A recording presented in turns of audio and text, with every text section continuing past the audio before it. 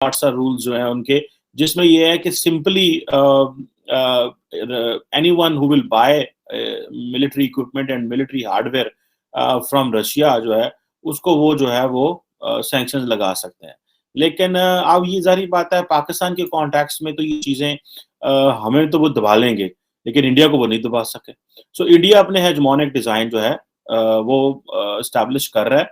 हम जो है इमरान खान साहब गए हैं, क्या हमारे पास इतने रिसोर्सेज़ हैं? क्या हमारे पास इतना पैसा है? क्या हमारे पास इतना पॉलिटिकल डिप्लोमैटिक कैपेसिटी है? ये जो सुपरसोनिक ऑब्जेक्ट पाकिस्तान में गिरी है, ये क्या इसकी ये क्वेश्चन है जिसको हमें एड्रेस करना है।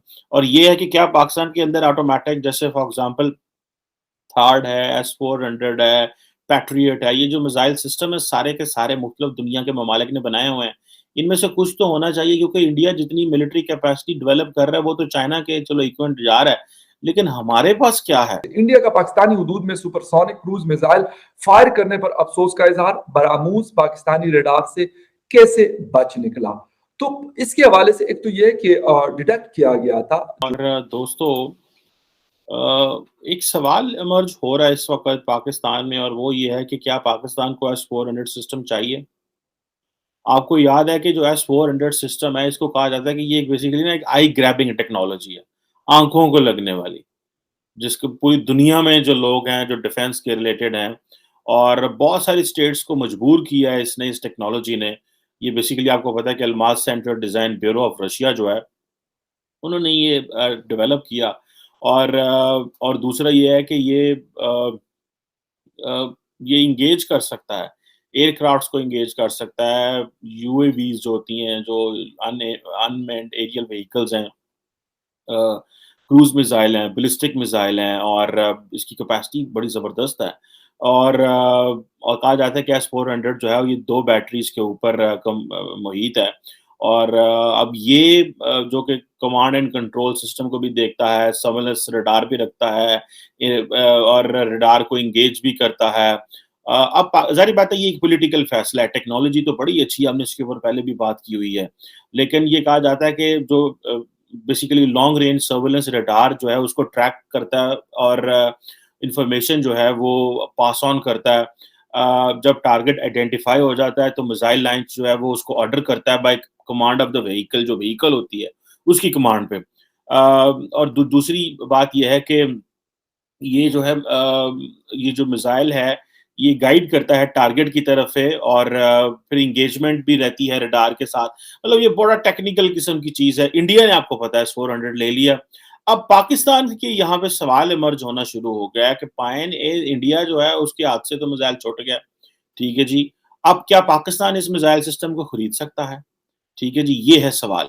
इंडिया ने तो, मेरा ख्याल है, अगर 4 वो जो ली हैं बैटरीज़, या 4 मिसाइल सिस्टम उन्होंने लिए हैं, और उन्होंने तो लगा दिए पाकिस्तान के बॉर्डर के ऊपर, कुल 2 बैटरीज़, और 2 जो हैं वो उन्होंने लगा दी चाइना के एलएसी के ऊपर। अब दूसरी बात ये है कि इमरान खान साहब रशिया गए थे, हमारे लिए क्या इम्पोर्टेंट है वहाँ पे? क्या हमारे लिए रशिया इसलिए इम्पोर्टेंट है कि इमरान खान साहब हमारी फॉरेन पॉलिसी डायरेक्शन बदलने गए हैं? ये जो अभी वाकया हुआ है, जिसमें इंडिया ने कहा साढ़े हथों मिसाइल छूट गया है, ठीक है? This is something which is very much important to understand.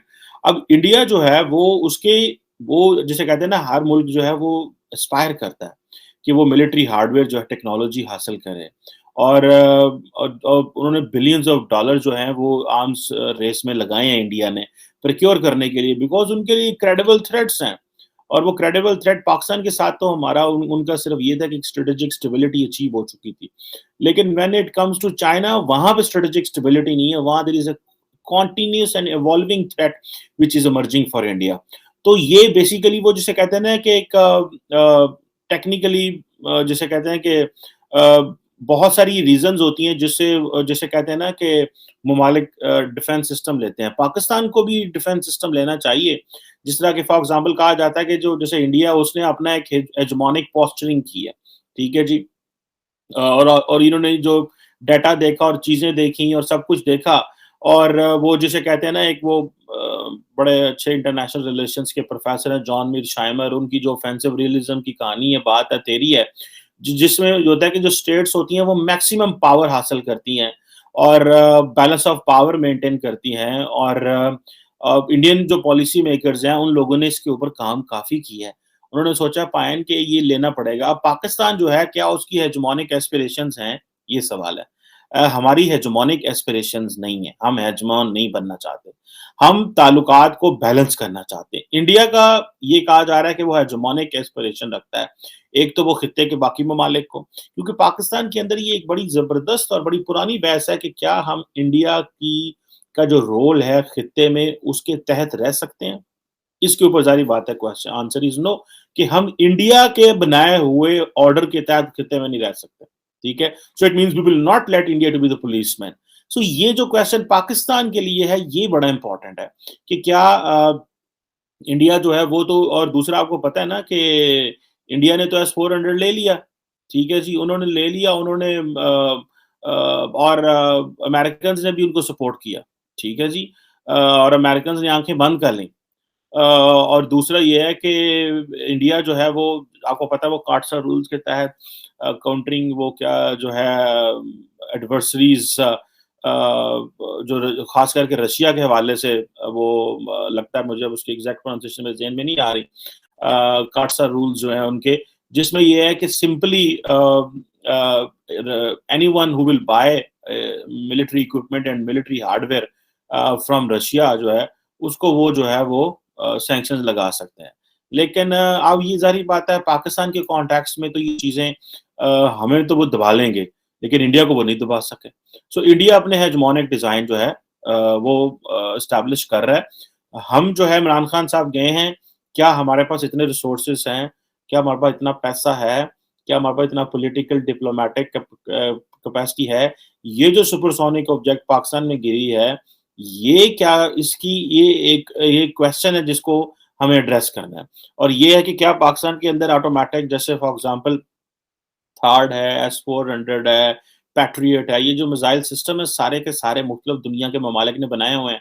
इनमें से कुछ तो होना चाहिए क्योंकि इंडिया जितनी मिलिट्री कैपेसिटी डेवलप कर रहा है वो तो चाइना के चलो इक्विवेलेंट जा रहा है, लेकिन हमारे पास क्या है?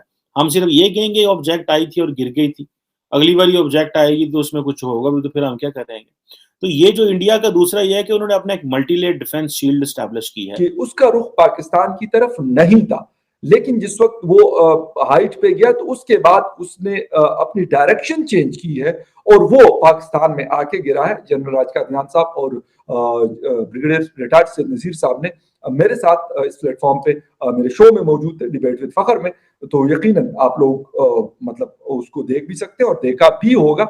Thank you very much for that.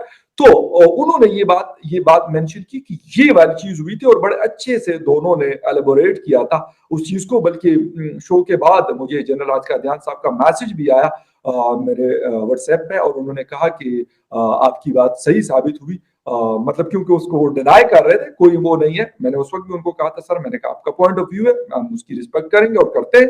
तो उन्होंने फिर मुझे बाद में मैसेज किया कि फखर आप लोगों की बात सही है, क्योंकि डिफेंस मिनिस्ट्री ने एक प्रेस रिलीज जारी की है और उससे पहले एक और इंडियन दोस्त ने, जर्नलिस्ट ने मुझे जो है वो प्रेस रिलीज और बाकी चीजें उन्होंने भेजी। Thank you very much for that also कि आपने अपडेट किया, क्योंकि पाकिस्तानी टीवी चैनल्स पे वो चीज चली लेकिन वो थोड़ी देर के बाद चली और हमें वो प्रेस रिलीज और बाकी चीजें पहले मिल गई थी जब राजनाथ सिंह साहब ने ये प्रेस रिलीज जारी की।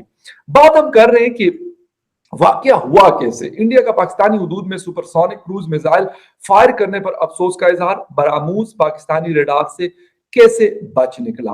तो इसके हवाले से एक तो यह कि डिटेक्ट किया गया था जो पाकिस्तान एयरफोर्स का रडार सिस्टम है, उसने इसको जैसे ये वहां से उड़ा था उस वक्त से लेके और गिरने के मुकाम तक ये सारी चीजें, ये प्रोसेस हुआ और ये चीज नजर हमें मतलब जो इदारे हैं हमें नहीं, मतलब उनको ये नजर आई।